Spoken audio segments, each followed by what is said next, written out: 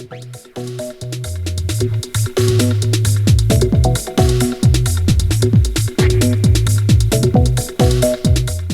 everyone and welcome to the High Frequency podcast. Today's guest has an absolute wealth of knowledge and connection in the New Zealand electronic music scene. He is the owner and brand manager of Strange Behaviour, which is both a party and a record label, and he's been putting records out from local artists over the last few years. He's recently played at the likes of Club 121 and owns arguably one of the most extensive record collections you'll see in Wellington. Paul is someone I reckon all DJs can learn something from, so please welcome to the podcast, DJ B.lo. Okay, Paul, welcome to the High Frequency podcast. I appreciate your time. Thanks for being here. Yeah, great to. Thanks for the invite. It's great to contribute something. So yeah. Yeah, absolutely. Funnily enough, Paul, the reason why I wanted to get you on is because I actually had a good friend of mine on the podcast a few episodes ago, Hamish Wah. Do you Yeah, know Hamish Mish. Wah? Yeah, I do. Yeah, absolutely. Yeah. So Mish, when I used to run nights at Laundry back in 2016, 2017, he opened for us a couple of times, and I wasn't really into DJing vinyl back then, but he was obviously vinyl only, and it just intrigued me. And he had all these records I'd never heard of before, and it was awesome. And he actually told me on the episode, I asked him how many records he owned, and he said, "Oh, probably not as many as Paul Berrington." So yeah. But Paul, how's life in Island Bay? It's pretty good. It's pretty miserable in terms of how it normally goes. I mean, it's raining. There's slips, but yeah, it's probably one of the best suburbs in Wellington anyway. So yeah. Yeah, I agree. I lived there for a little while. Me and my partner lived on Derwent Street, I think it is. Yeah, they're all rivers, of course. So that's what people don't True. understand sometimes. I'm currently on Tiber, but I've also been on Hudson. So, and I'm very close to Volga, so that's interesting, I guess. Yeah, actually, that's just clicked. I never realised that. But yeah, no, Island Bay is beautiful. You can't go wrong down there in the summer. It's just a stunner. So yeah. So Paul, one thing that I really wanted to dig into is kind of who you are and where your DJing and music collection and enthusiasm for music and electronic music has taken you in the world so far. Yeah, I guess it hasn't taken me too far overseas, but from like maybe 20 years ago now, I've always been keen on electronic music and I guess music in general. I come from a situation where I guess I'm old enough that you're pretty naive about the way that dance music records worked and what DJing was and stuff. So I'm talking the kind of early '90s and stuff. Growing up in the Manawatu, where Mish will probably appreciate that statement. But yeah, like I guess coming across unique records in a way. So the things that crossed over a little bit, your Aphex Twins, your Mobies, your all of those sort of things that then triggered like, wow, I've seen a record of one of those guys. So not particularly sincere or I guess cultural in a way, just that like raw or actual aspect of, wow, there's some records around I can own as well, and I can go put it on the record player next to the Led Zeppelin my stepdad's got or something like that. It was kind of like that at first, and I guess then the transition was into understanding what not only I guess DJing was in terms of how you select tunes or look for a genre and stuff, but a big cliff for me, I guess, was the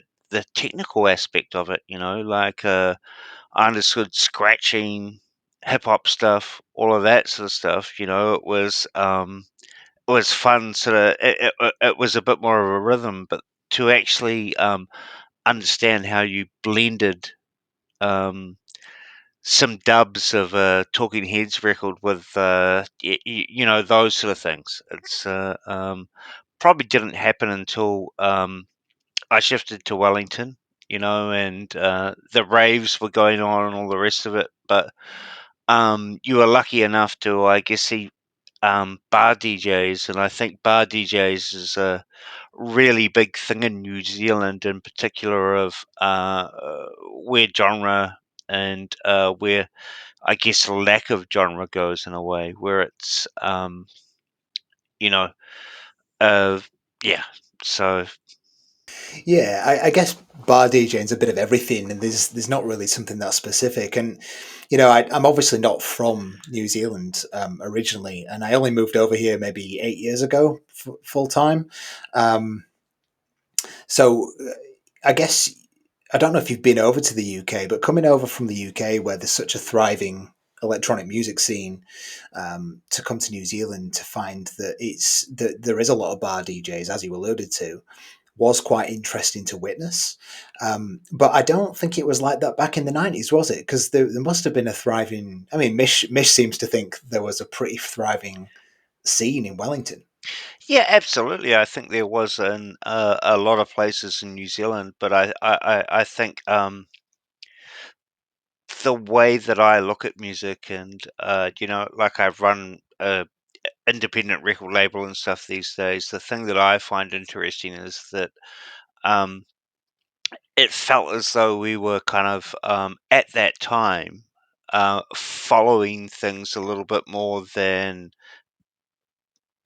embedding them in what can we do with this. And I don't necessarily mean that in a negative way. I just think it was a really nice measure of na- naive kind of like kind of impulses that got you into that zone that like I mean at the same time that I first came down from the Manawatu to raves run by the likes of Coda and stuff like that, those legends and stuff, we were probably still listening to like Alice in Chains and Soundgarden and stuff on the way down, mixed with a bit of like gangster hip hop and stuff.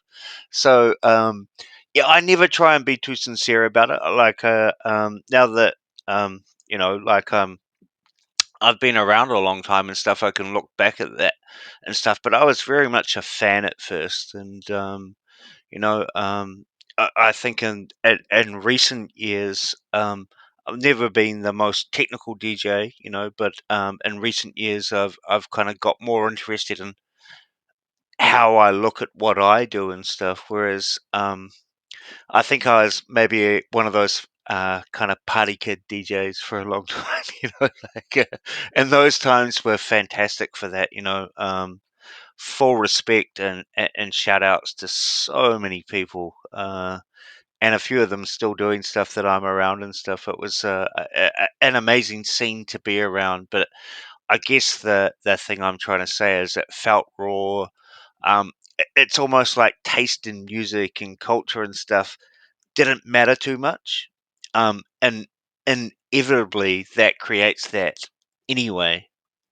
And that's the beauty of it. But yeah, I feel as though it was and maybe it was just my ears. It was for a long time in Wellington just this thing that happened because it happened to happen, because they knew everybody else was doing it, and it was a great place, great city, an open culture. Maybe some of the things that we're struggling with in Wellington in terms of, say, Adam, as you'll know, um, laundry, clothing, and stuff like that are more because of a different era in a way, like it seems silly to me now to think that we could party at like places like Studio 9 and stuff like that for a couple of days and it wasn't shut down, so yeah. Yeah, man. Studio 9, holy moly. Like, I ran a couple of parties there, but I think I was really on the back end of well, basically, I think the last party that I ran, I think Studio Nine closed down a couple of months after that. So I was definitely on the back end of even that era, that scene. But you're 100% right. I think it's quite interesting. Like, you know, that Laundry's closed down. We've seen a reduction in the party scene in Wellington. And I don't truly believe that it's gone forever because these things come in cycles, right? They can't stay away forever. And it's always about kind of who's in the city and what the intentions are of the people in the city. Things will come back eventually. I mean, I'm only going back to 2000 and when I first came to New Zealand and I spent 2 years here just on a traveling trip from the UK in 2009 and 10 and a bit of 11. You know, there was well, I would say a thriving club scene then as well. I had a residency at Mayor. I don't know if you remember Mayor. I mean, it was a bit of a shithole, but yeah. I mean, and then there were sandwiches as well. There was the Garden Bar. There was all these different places that don't exist right now. But yeah, seeing Laundry close down did break my heart a little bit. I'm not going to lie. I'm sure you probably felt the same way. Yeah, yeah, I think so. I think those guys, they've been dealing with those issues for a long time and stuff, and so it's good for them to actually sort of take it on the chin and say this isn't sustainable. You know, I guess as somebody that goes in there and DJs and has a fun time with an audience that are just there right next to the decks. You know what I mean? That's a fun thing that uh, laundry was is.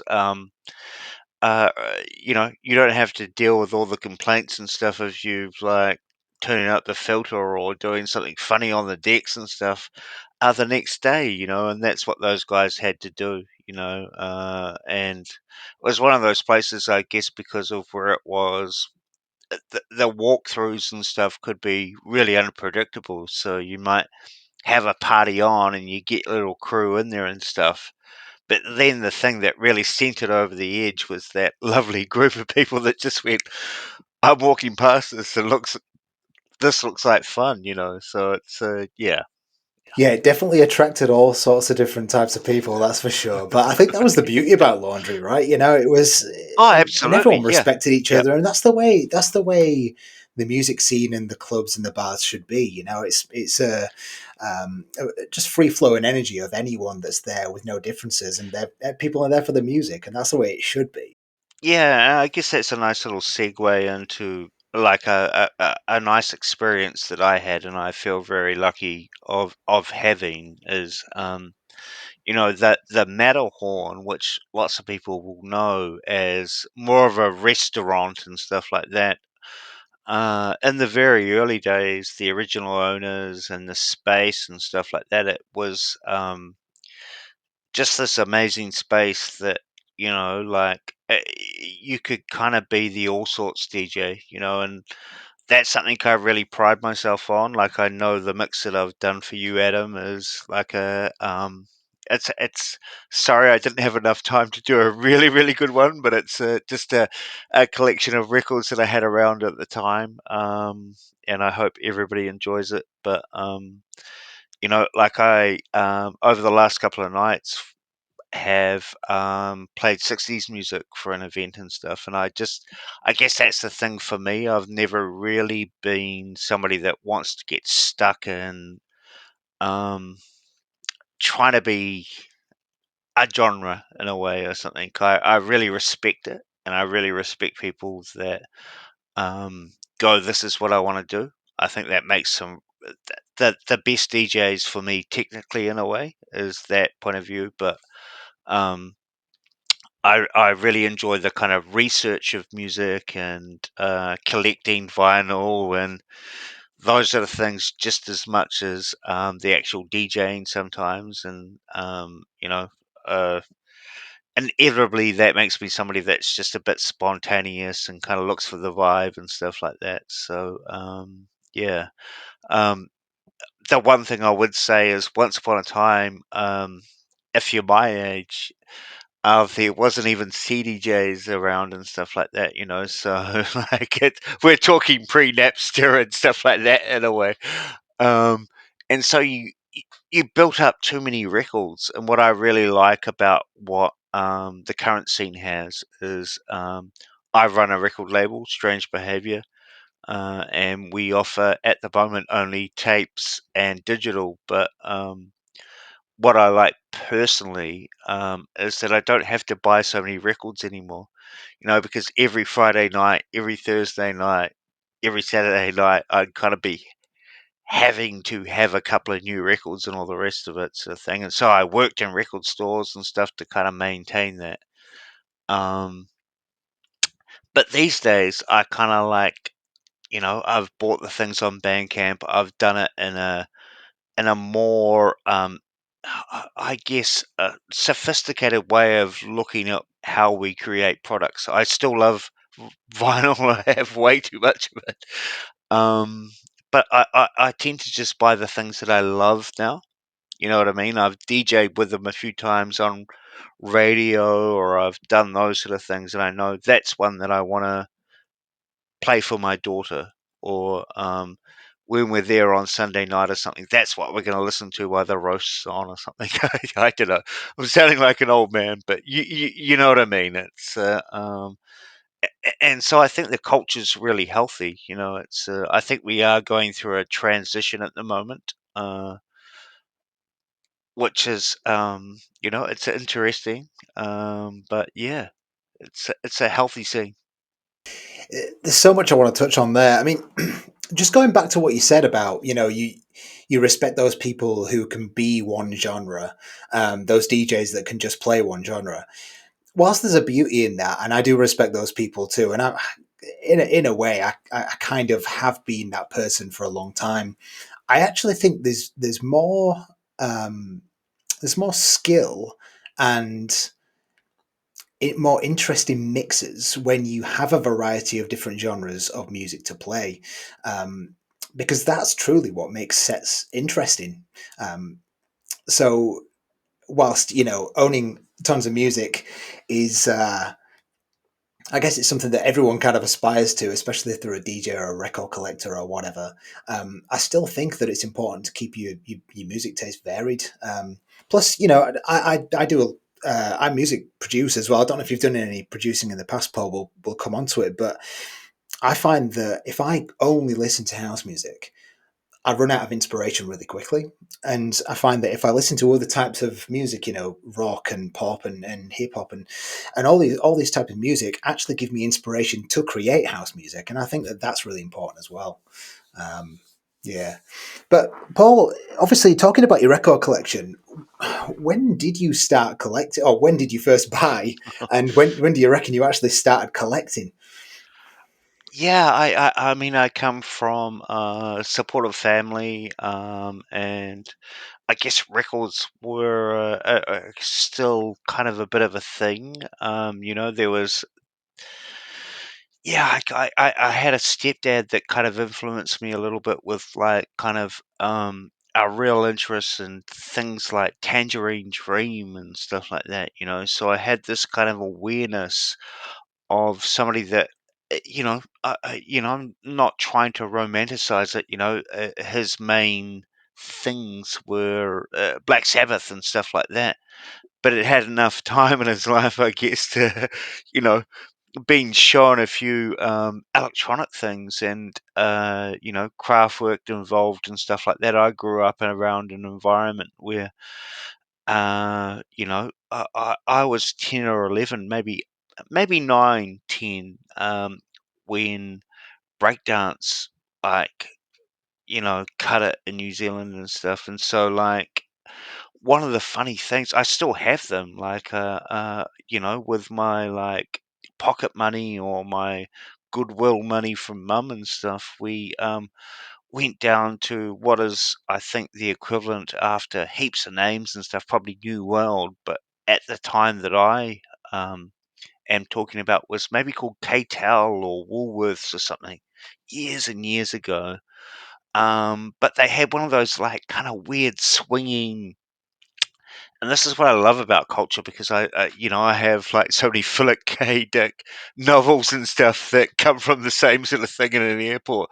But one of those little like swing around kind of like things that these days you might see cheap sunglasses in or something. You know what I mean? Like those sort of things that in a department store you kind of swung around a little bit and stuff. And uh, so they'd license these breakdance records and stuff from the US.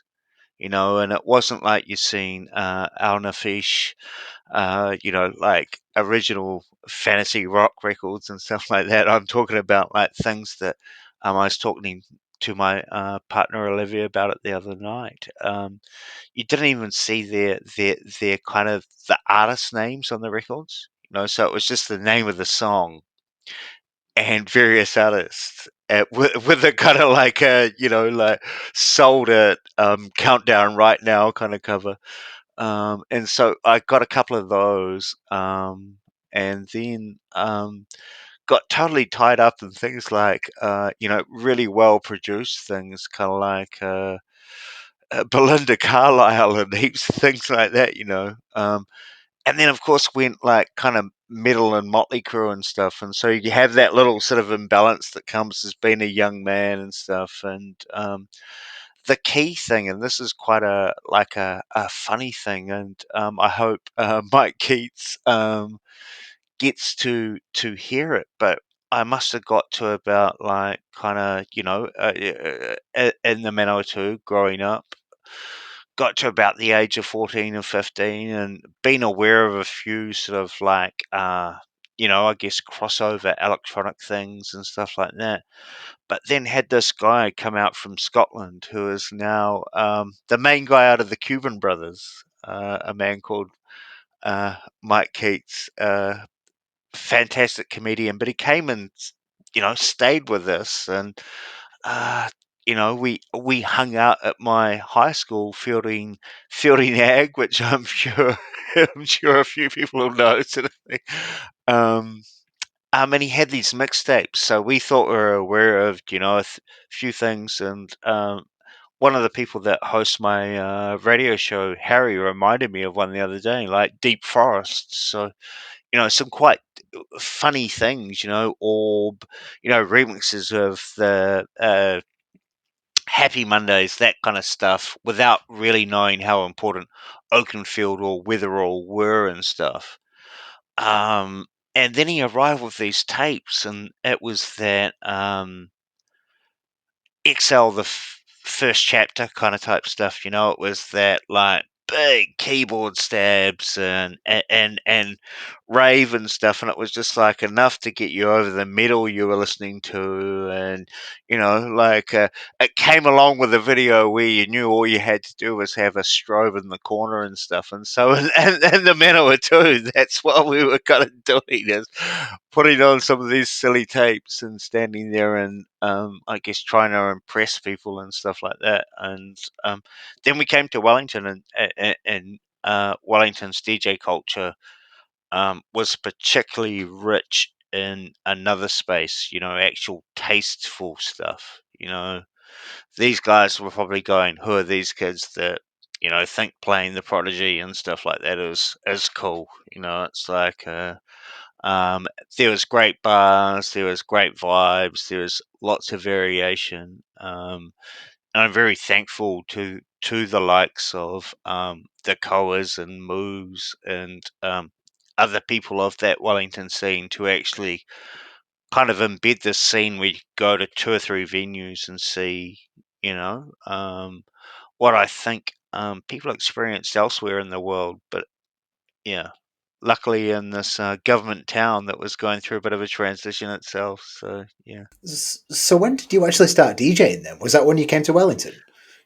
I think so. Like I sold a bit of dope, and I like I did those sort of things, and like I bought like CDs, and so I didn't really know how to DJ it at all. Like, and I guess that's why I would mention like I'm a capable DJ, but I don't think I'm a technical expert in any way. I've always just sort of gone with the vibe and stuff like that. That's important though, right? Because I mean, and again, everyone that listens to this podcast, they're probably going to stop listening because I mention this every single time I speak to someone. But I honestly think, technical DJing is fantastic, right? I've never been one of those people myself, but I think there's a whole other, well, there's a few other sides of DJing, and one of them is feeling the vibe of a room, so that you Yeah. understand what to play, and coupling that with good track selection, and having quality music to go with that as well. So people get too caught up in the technicalities these days. I think it's like when there was only vinyl DJing, and the beat would go off a little bit. There'd be some kind of character to that, and I think we've kind of lost that with a lot of digital DJing. Don't get me wrong. I love the fact that I can buy tons of tracks for half the price of what I pay for a record. But Yeah. but at the same time, I still love buying records because I have the cover, and I feel better when I'm putting Yeah. something on the needle on the record, and there's just something that much more tangible to that. But yeah, anyway, getting a bit carried away with the vinyl side of stuff. I think track selection is something that's equally as important, if not more important, than technicalities. So if you've got the ability to do that, and from the mix that I listened to today, you clearly do, then technicalities aside, I don't think it really matters that much. Yeah, I mean, I guess that's what I was trying to reference before. Like, I've sort of grown into, I really enjoy both. Like, I am very lucky as, for, to be honest, a middle-aged man to get to play at places like Club 121 and stuff like that, and that's where I really try and focus in on, like, wow, what are these things that have worked in the mix for me before and stuff like that, and so I do enjoy the technical side more, but yeah, I think because of the little context we're living through, selection is maybe the you've mentioned it, Adam. I guess the physicality of vinyl. And I was very lucky, probably about 10 years ago now, to interview Theo Parrish for Red Bull in Melbourne, and my God, I was scared shitless. Like, I thought I knew what I was going to say and all the rest of it, but then it's Theo Parrish at, like, this peak of the gods of Detroit in a way, sort of thing. And my mates put me on in front of a crowd and stuff, and all you're going is, why have I agreed to this?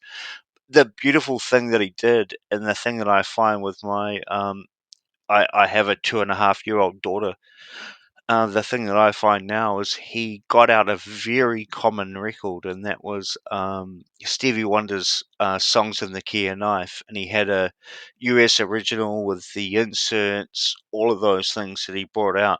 He didn't actually necessarily sit down there and play it and go, "This is the greatest record of all time. This is what I want to DJ tonight." He just went, "Look at the way that we go through this process. Like, we pull the sleeve out, we put it on this thing that's still a machine in a way and stuff." And um hey, like, the thing I find frustrating, and quite often DJ off Serato. I'm not really a CDJ user, um but mentioning that sort of stuff, turntables, have become a little bit redundant and stuff. So quite often you'll go into a club or something like that, and they're not quite set up right. And so that first 15 minutes of a set or something, if you're playing vinyl, is this like, oh, I've got to get this right anyway. But yeah, I'm not against any sort of DJing. Like, I think some of the stuff I've seen with controllers. You know what I mean? With people actually, I've seen people just dropping DJ sets straight onto Ableton and stuff like that, and trying to deal with that sort of stuff in the mix and stuff. I think we're in such a healthy environment for it not being as pretentious as it needs to be sometimes. And I think, um, look, I love the marketing medium and stuff of it, um, and I'm totally hooked into it. Like I probably have 65 crates of records that I am very endeared to. But DJing's for everybody finally, and I'm a big supporter of that. It's yeah. Yeah, I couldn't agree more. And I've got a controller over here in the corner of my studio, but I kind of only use it for home use. And then when I do play out, I'll play on CDJs or turntables or whatever. But I do believe that it's so accessible these days that everyone can do it, and it's there shouldn't be anything that hinders anyone. Obviously, the price of equipment is always going up, so that's something that could hinder someone. Um, but yeah, I mean, when digital DJing came about, how did you feel about that, Paul? Because I personally came onto the scene when digital DJing had just started, more or less. Um, so I never really witnessed that transition. So how did you feel about that? Yeah, I guess I've found less spaces to play and stuff, but I'd been through a bit of a shift in direction and stuff anyway. Like I guess lots of people that would hear me now and stuff don't realize that for a long time I played drum and bass with quite a big crew in You're Wellington and you're a stuff like that. Kiwi, of course you did. Yeah, absolutely. So there's one of the yeah, guilty as charged. Yeah, Yeah. Adam.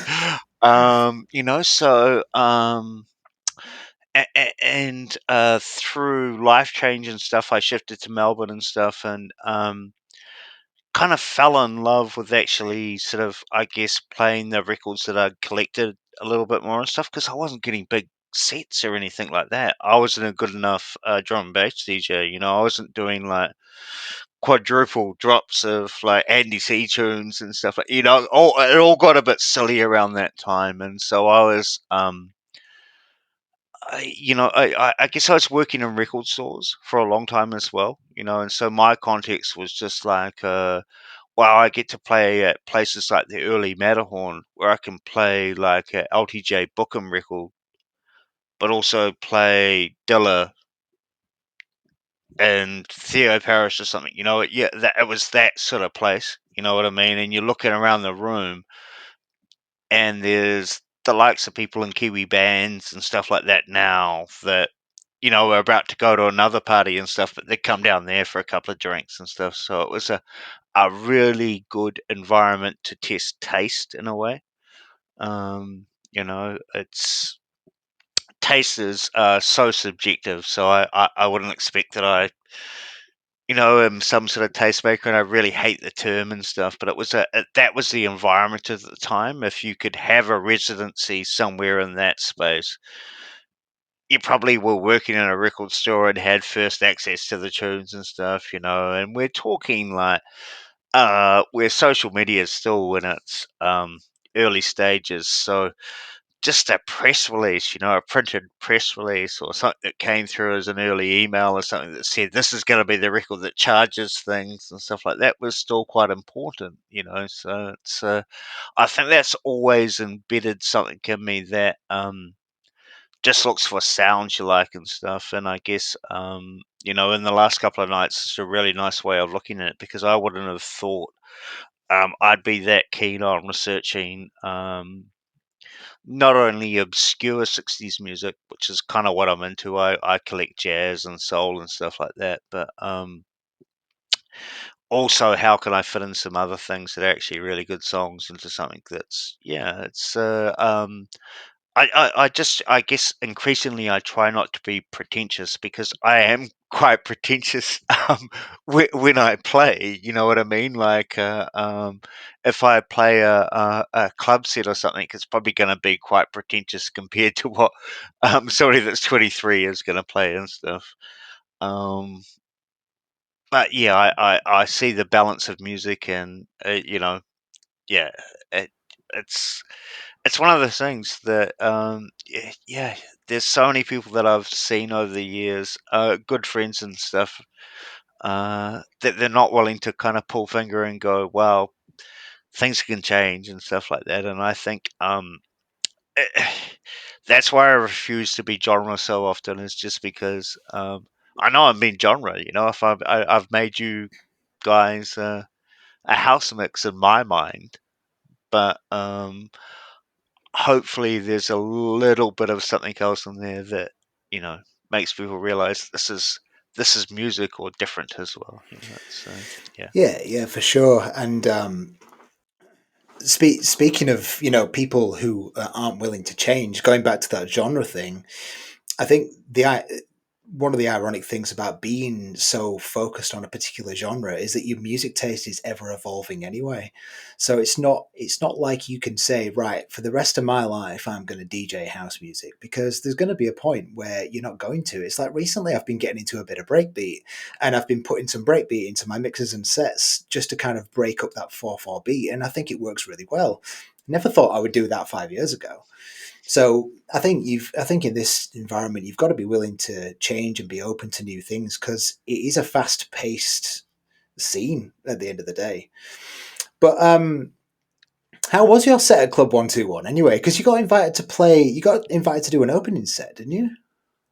Yeah, so I've done a couple now, which is such a huge honor for me. Like the last time I probably got to do that sort of stuff, and like I do Strange Behaviour parties, and we've had heaps of big acts and stuff, but I'm generally pretty shy about putting myself on before the person, because it doesn't feel right to me, and because you're fucking absolutely kind of hammered after you know 4 or 5 weeks of promotion of this gig, and then there's that night there, and you're trying to do this warm up set and stuff. But yeah, shouts out to Cam and Ollie, like amazing for me. Yeah, it means a lot. Like a lot of what I do these days, Adam, is I guess trying to facilitate. Just give other people a bit more of an opportunity. That means a lot to me. Yeah, yeah, for Um, sure. so to actually kind of, like just stand there and, I guess the challenge at 121, and like I'm sure a lot of venues at the moment, and I just take this on the chin and I love it, is the fact that, to be completely honest, for that first 45 minutes, you've got two or three people there being champions of what's to come, Yeah. you know. And so that this guy from overseas that like does these big gigs every night and stuff is gonna arrive at this certain time. Um, and so when you've got it ready for them, that means a lot for me. And once upon a time, I think I was a little bit arrogant with that sort of stuff. Particularly back in the drum and bass days, and that sort of thing. But I take a big pride in it now. And so to actually have that opportunity a couple of times recently in it to go really well, yeah, it's a bit of a heartstring, really. So it's yeah. Yeah, I think there's I think there's a lot of value. Well, there's probably more value in a warm up set. Doing a good warm up set for a bigger act is probably a more important job than the bigger act itself. You know, getting the room into the right sort of setting and the way it's supposed to feel when the bigger act comes on, and building the momentum and the energy. I think it's really important. But yeah, the club's cool. Like I actually quite like the new place that they've moved to. I've been a couple of times. I've never played myself actually. It's quite hard to, if you don't know the guys, it's quite hard to get in there. But yeah, it's a cool space. I just think we need more of them. But I guess Wellington still remains a relatively small city. But I do believe it'll grow. But strange behaviour. Obviously, that's something I wanted to talk to you about, Paul, because I admittedly have been off the scene for the last 3 years. I took a bit of a break when I stopped running parties at Laundry. I took a bit of a break from my previous scene, my previous brand, excuse me, and then just took a break from the entire thing. Moved up here to Capity, and just kind of wanted to focus on some other things. But this year, I've obviously rebranded and started this podcast and started running nights again and started producing again. And I've only come across your brand over the last year. So it'd be quite interesting for you to talk about it. Yeah, I guess it's kind of born out of the radio show that we do on radioactive. So and the parties, of course. So um, the one thing I would say is that I don't know if when we started the parties, it was quite ready for it. It was quite we were reaching.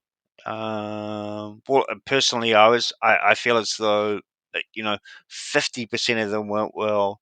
50% of them were like a bit of a wipeout because people just weren't ready for it.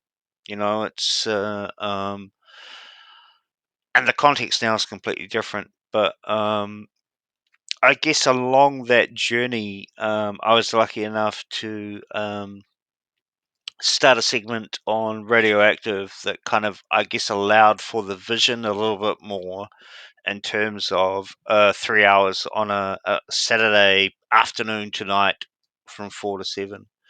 And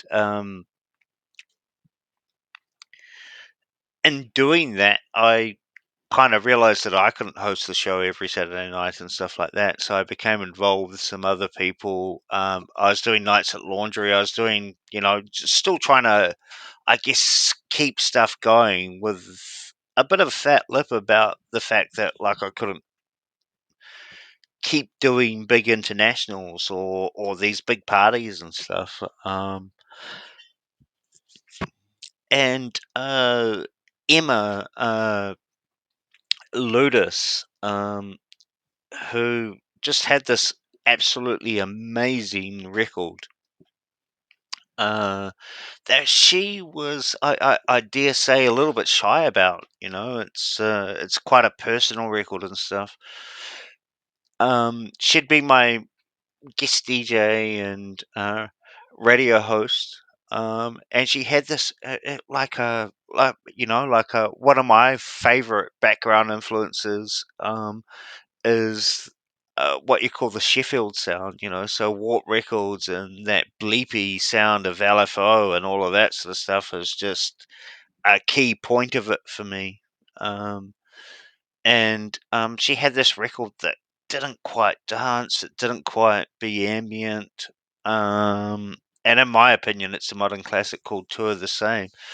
And so I approached her and said, "Look, shall we try and turn this into a little bit of a record label and stuff?" And beyond that, I guess I'm just trying to kind of develop things. We've had two compilations since Emma's record. One of them an ambient record, and ambient music is a real big deal to me. Uh, the other weirdo kind of, I guess, with Strange Behaviour being your title, suitable, but a weirdo dance record where it's all sorts of different tempos and feels and stuff like that, but still feels as though it makes sense because of the 2 or 3 years that we've been through in a way, where it feels weird and strange and stuff that clubbing is still a thing. So yeah. That's cool, man. Yeah, I think it's really cool that you've gone down the record label route. There's not a lot of them in New Zealand that really not a lot of electronic music labels. There probably is. I don't know. Would you say there is a lot in the drum and bass scene? Because I don't follow it, in all honesty. I think so, yeah, and full credit to those guys because they, like, it's personal taste, and like heaps of those guys are my friends and stuff. So I don't want to show any sign of disrespect and Yeah, stuff. for sure. It's amazing music, but I, I think maybe that's lovely that they actually connected with some of those labels of guys that were touring here and stuff like that. But for me personally, it's just more a change in the sound of drum and bass and stuff. But the one thing I would say, Adam, is I think we're on the cusp of there being a lot of labels like Strange Behaviour. A lot of people are using the likes of Bandcamp and stuff to actually present themselves. And I think the fascinating thing that I find about it is maybe somebody that's a bit of a gatekeeper between that and releasing stuff. is that it's a bit of a testing of that zone. It's and thankfully, and I think this probably is the criticism that I would say of drum and bass and that era change, and also house music. Like as much as I like the likes of Derek Carter and where it got really big there, both of those musics at that point suffered from over engineering, overproduction, formulaic kind of. We know we've got an audience here, which isn't necessarily a fault of the producers and stuff like that, but it's just a fault, I guess, of the capitalist product or the context that we go through as human beings. So that's all I mean by that. And I guess with my experience through it, that's as a record label and support of the artists that I try and release and stuff. That's the thing that I try and stick away from. Well, yeah. Yeah, I really respect that. That's really cool. Do you think that you'll be doing, because obviously now that laundry's gone, do you think you'll be doing, I say it's gone, but I mean, we know it's all temporary, let's be honest. I mean, they'll probably find a new venue. I hope they do at least anyway. Um, I haven't spoken to Craig in a while, but do you think you'll continue to throw parties? Yeah, so we have a club night coming up at Oh, 121 nice. on the 2nd of September. Cool. Um, and it's that kind of balance that I try and create with them. So it's a continuation of the thing we tried to do at Laundry, where and it's no disrespect to the lesser known DJs, but so I've got some guys in from a platform that I do a radio show on, which is called Islands. Mouthful. It's great to have Moss and Ara on board. They'll do the opening set. A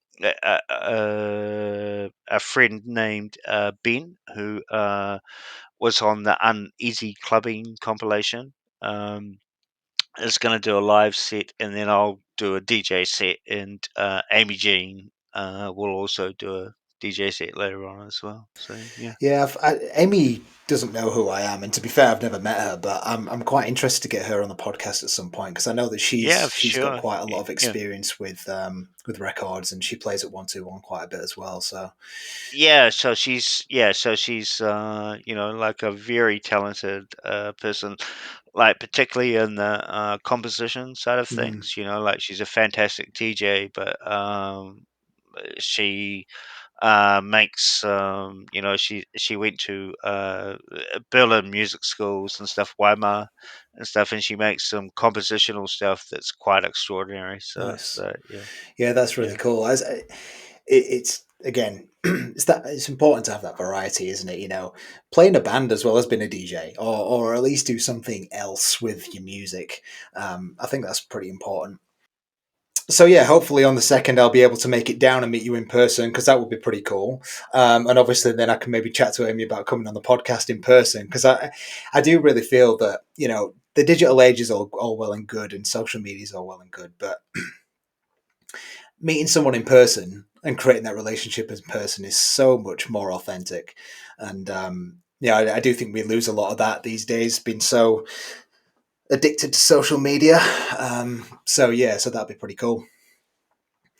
I've actually, funnily enough, as well, Paul. I don't know if you've ever run a party down there because it is I suppose it's a kind of new venue, but I've actually decided to take our high frequency nights from Laundry, partially because I don't have the option now, to the basement under Mishmosh. Have you been down there before? No, I mean, I think maybe I have accidentally years ago, but I think it's a different venue now and stuff. So yeah, It's not the sort of place I would typically go, to be honest, because it's got quite a young crowd. They're very much into yeah. you know Upstairs anyway. Ah, Yeah, exactly. Yeah, but I mean, I've basically hijacked the basement, and I'm just going to completely turn it into something different. And I've made it very clear that we're not going to be playing anything that they usually do. um, but they've advertised it pretty well, so hopefully we can turn that into a bit of a decent venue as well. nice. Yeah, yeah. Yeah. So hopefully, but yeah. Paul, so what's next in the life of Paul? Have you got any gigs coming up? Have you got anything on the horizon that you'd like to tell everyone about?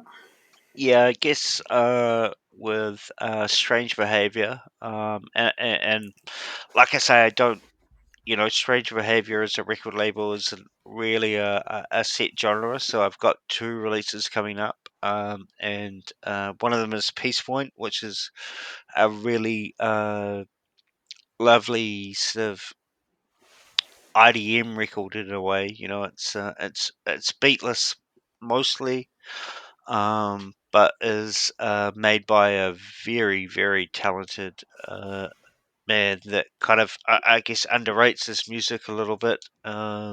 Shout out to James. And then I've got another one by an Auckland artist called Saint Mercury that has actually created something that I've never really heard before. It kind of sounds a little bit like Critter and Dorfmeister mixed up with kind of garage rock and stuff like that. So it's kind of a bit of a throwback to trip off and stuff. So yeah, those things are a pretty big deal. We've got the gig coming up at 121. Like I'm also a working DJ, and I work full time for Massey University and stuff. So for the next couple of weeks, I'm looking forward to a break because over the last week, I think I've clocked up, um, maybe sort of 75 hours or something. It's Wow. event focused stuff and radio shows and stuff like that. But um, sincerely, I hope I haven't come across as a bit too tired or something like that tonight because of it. So yeah. Yeah, no, absolutely not. No, it's been a fantastic chat, and I'll have to send you some of my music for your Yeah, radio show please at some do. point. Yeah, yeah, Uh, yeah, I'll have to get some of it finished first. yeah, So easy to start music and not finish it, but yeah. And yeah, that's always been my space. I mean, I know how to make music and stuff, but at the moment, I'm kind of managing other people's music, but hope to get back on with what will probably be some ambient stuff. To be honest, yeah, in the near future. So yeah, nice. yeah.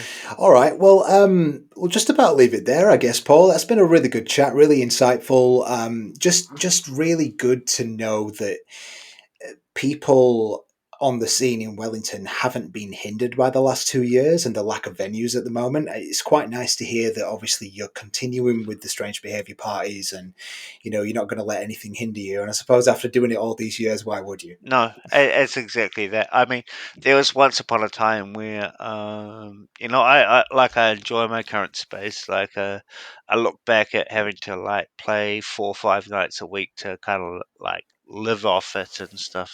Um, and three of those nights were just, yeah, you know what I mean, like kind of background music, or I get to actually have a little bit more input into what I do, whether it be like the last couple of nights at Burger Liquor, which was a fun event.